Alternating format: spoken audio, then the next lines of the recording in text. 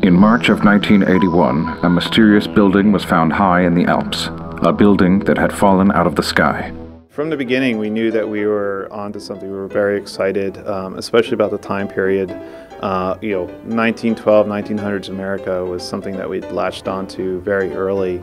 And even though we'd started off the game in a dark and moody setting and went with the Art Nouveau first and kind of abandoned that to go to bright sunny days, the idea of that time period kind of stuck with us, and we grew to fall in love with it, with all the things that were happening at the time, all the technology. You have electricity, you have airplanes. And indoor plumbing and transportations and record players, and life pretty substantially changed, like light bulbs in your house all of a sudden. So there was this weird sense of extreme optimism about the future where people thought everything was possible, and at the same time there was this darkness because the social and cultural period of the time. So obviously there was an interesting friction there that piqued the interest in our team to kind of go explore. And if you kind of talk about the questions of politics and religion, and it's of all times. You can look at 1912 and see these themes. You can look at the 1950s and the 60s. These are themes that keep coming back throughout history. Here you go, you sons of bitches!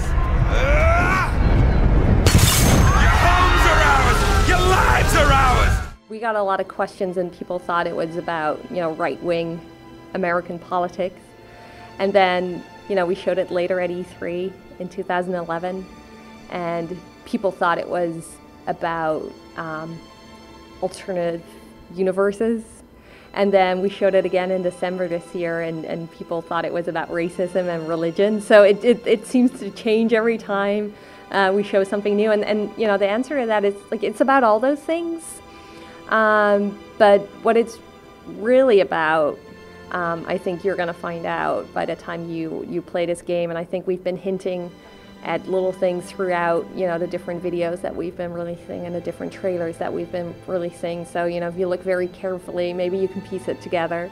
But what it's really about, I don't think, people know yet. I think you have to finish the game and find out. Booker, are you afraid of God? No, but I'm afraid of you. The goals that we set for ourselves on BioShock Infinite was to create a character in Elizabeth that the player could have real emotion towards and real feeling towards.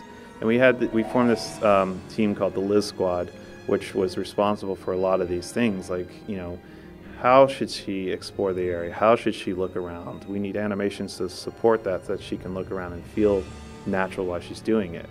Well, now that she's doing all these things, she doesn't have an emotion. Is she happy? Is she sad? Is she upset? What emotional state is she in when she's walking around the world and looking at things? So you start layering in these, okay, now she knows how to walk. She's not going to bump into you. Now she can be sad or happy while she's doing that.